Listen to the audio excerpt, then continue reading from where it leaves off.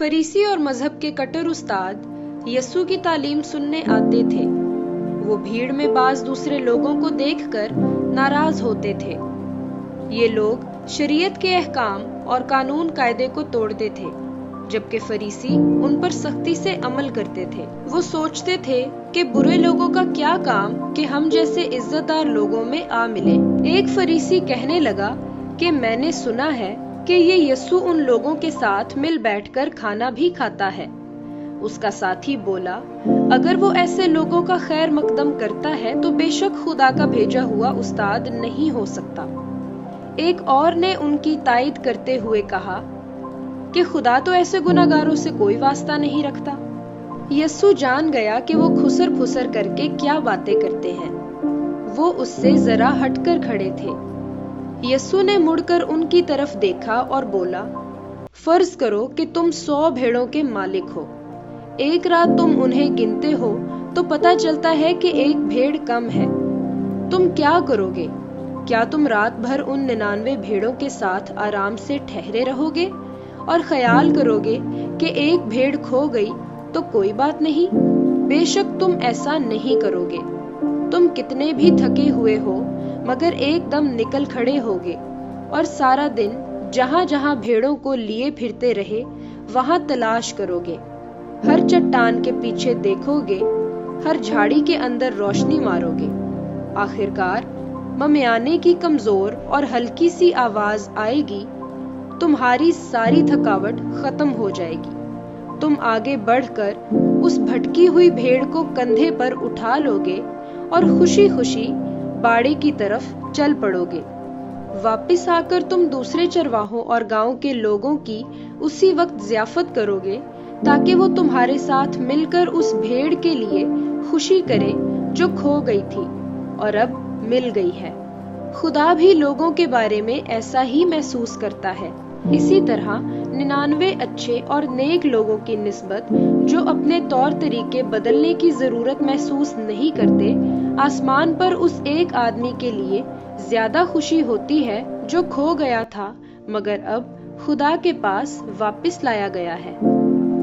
गुस्से से भरे हुए फरीसियों ने अभी दूसरा सांस भी नहीं लिया था कि यस्सु ने एक और तमसील सुनानी शुरू कर दी।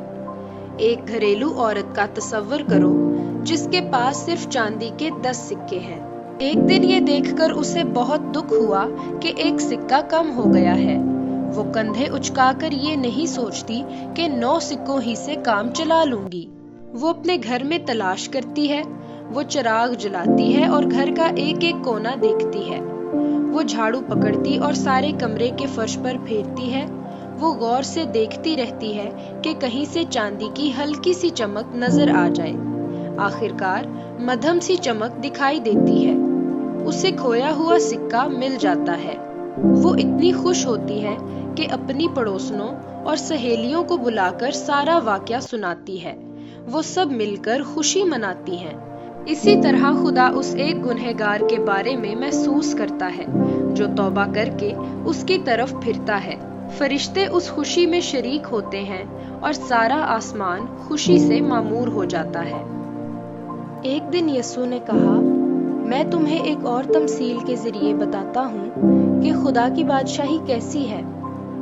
एक दफा एक आदमी था। वो सवेरे ही बाजार गया ताकि अपने ताकिस्तान में काम करने के लिए मजदूर उजरत पर लगाए। उसने उनसे कहा, मैं दिन भर के काम के लिए तुम्हें चांदी का एक सिक्का दूंगा। वो उस अच्छी खासी मजदूरी पर राजी हो गए और ताकिस्तान में चले गए। कोई 9 बजे के करीब वो फिर बाजार में गया ताकि कुछ और मजदूर ले आए। उनसे उसने कहा, मैं तुम्हें माकूल मजदूरी दूंगा। वो भी काम करने चले गए। इसी तरह उसने दोपहर को और फिर सपहर 3 बजे के करीब मजदूरों को अपने ताकिस्तान में भेजा। काम करने का वक्त खत्म होने में तकरीबन 1 घंटा बाकी था। वो आखिरी दफा बाजार में गया। उसने देखा कि चंद आदमी अभी तक बेकार खड़े हैं। उसने उनसे पूछा, तुम काम क्यों नहीं कर रहे? उन्होंने बताया कि हमें किसी ने मजदूरी पर नहीं लगाया। उसने कहा, मैं तुम्हें काम देता हूँ। جاؤ میرے تاکستان میں دوسرے مزدوروں کے ساتھ کام کرو۔ جب دن بھر کا کام ختم ہو گیا تو اس مالک نے اپنے نگران سے کہا کہ سارے آدمیوں کو مزدوری ادا کر دے۔ جو سب سے آخر میں کام پر لگائے گئے تھے ان کو پہلے بلایا گیا اور ہر ایک کو 1 دینار ادا کیا گیا۔ جب آخر میں وہ مزدور آئے جو صبح سویرے سے کام کرتے رہے تھے تو انہیں امید تھی کہ ہمیں زیادہ مزدوری ملے گی، لیکن ان کو بھی دوسرے سارے مزدوروں کی طرح 1 دینار ہی ملا۔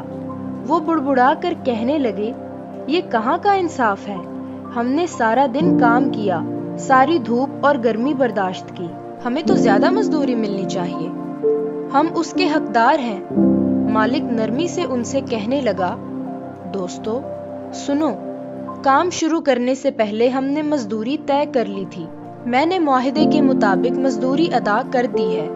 میری مرضی ہے کہ میں دیر سے آنے والوں کو سخاوت سے مزدوری دوں، تمہیں اعتراض کرنے کا کوئی حق نہیں۔ شاگردوں کی سمجھ میں کچھ نہ آیا۔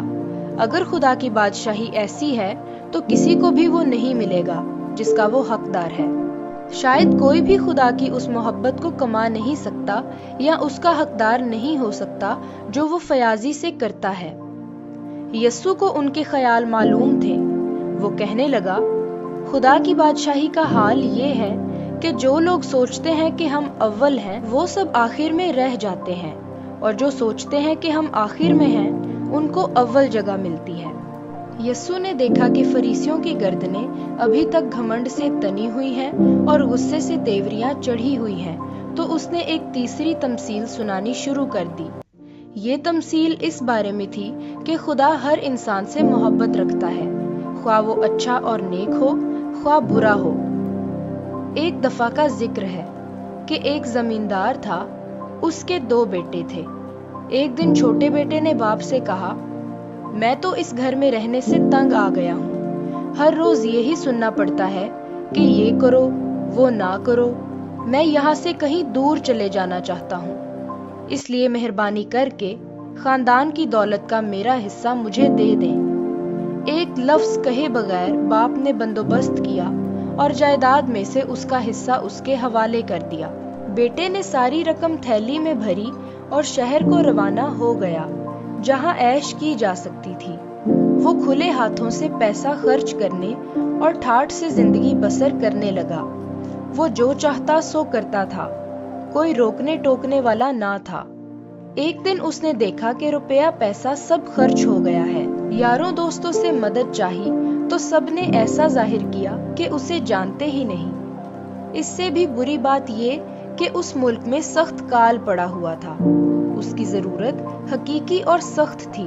وہ کوئی نوکری ڈھونڈنے لگا، آخر اسے نوکری ملی بھی تو سور چرانے کی۔ وہ ایسا بھوکوں مر رہا تھا کہ ان پھلیوں کو کھانے پر مجبور تھا جو سور کھاتے تھے۔ آخر اس کی عقل ٹھکانے آ گئی۔ وہ دل میں کہنے لگا کہ میں یہاں بھوکوں مر رہا ہوں اور میرے باپ کے گھر میں معمولی نوکروں کو بھی پیٹ بھر کر روٹی ملتی ہے۔ میں واپس جاؤں گا اور اپنے باپ سے کہوں گا، مجھے بہت افسوس ہے، میں شرمندہ ہوں۔ وہ مجھے اپنے بیٹے کی حیثیت سے تو قبول نہیں کرے گا، مگر میں کہوں گا کہ مجھے کھیتوں میں مزدور رکھ لے۔ بے شک وہ مجھ پر اتنا ترس تو کھائے گا۔ وہ فوراً اٹھ کر اپنے باپ کے گھر کو روانہ ہو گیا۔ راستہ دشوار گزار تھا، اس کے پاؤں میں جوتی بھی نہ تھی، اس کا چوغا بھی پھٹ گیا۔ ابھی وہ گھر سے دور ہی تھا کہ اس کے باپ نے اسے دیکھ لیا اور اسے ملنے کو دوڑا۔ اس کا دل محبت اور ترس سے بھرا تھا۔ اس نے بیٹے کو گلے لگایا۔ خوشی کے آنسو اس کے گالوں اور داڑھی پر بہہ رہے تھے۔ وہ جوان کہنے لگا کہ ابا جان، مجھے سخت افسوس ہے، میں اپنے کیے پر بہت شرمندہ ہوں، میں اس لائق نہیں کہ آپ کا بیٹا کہلاؤں۔ یہ کہتے ہوئے اس کی آنکھوں سے بھی آنسو ٹپک رہے تھے۔ باپ نے اسے اور کوئی بات نہ کرنے دی۔ وہ اپنے نوکروں کو بلا کر کہنے لگا کہ میرے بیٹے کے لیے اچھے سے اچھا چوغا لاؤ، اس کے پاؤں میں جوتی پہناؤ اور میری انگوٹھی اسے پہنا دو، پھر پلا ہوا بیل بھی ذبح کرو، ہم خوشی منائیں گے اور ضیافت کریں گے۔ جس وقت اس کا بڑا بیٹا دن بھر کھیتوں میں کام کر کے واپس آیا तो जश्न जोरों पर था। उसने नौकरों से पूछा, ये क्या हो रहा है? ये नाचने और गाने की आवाजें क्यों आ रही हैं? उन्होंने जवाब दिया, तेरा भाई घर वापस आ गया है। हमने ज़ियाफत में सबके लिए मोटा और पला हुआ बैल ज़बा किया है।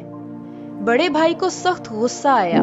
वो गजबनाक होकर पांव जमीन पर पटकने और इधर उधर फिरने लगा। उसका बाप बाहर आकर उससे कहने लगा, चलो अंदर चलकर जश्न और ज़ियाफत में शरीक हो। लेकिन बड़ा बेटा शिकायत भरने और गुस्से के लहजे में बोला, मैं इतने सालों से आपकी खिदमत करता हूँ, आपने मेरे लिए तो कभी जश्न नहीं मनाया। अब आपका बेटा आया है जिसने आपकी सारी दौलत फजूल खर्च कर दी, तो उसके लिए पला हुआ बैल ज़बा कराया है। ये तो कोई इंसाफ ना हुआ। बाप ने देखा कि बेटा अपने भाई से इतना जलता है और उसके दिल में उसके लिए कोई मोहब्बत नहीं, तो उसे सख्त रंज हुआ। उसने मोहब्बत भरे लहजे में उसे याद दिलाया, बेटा जो कुछ मेरा है वो सब तेरा है, तुम हमेशा मेरे पास हो। जश्न मनाना बहुत मुनासिब है, क्योंकि तुम्हारा भाई खो गया था, अब मिल गया है। वो तो गोया मर गया था, लेकिन अब जिंदा सलामत घर आ गया है।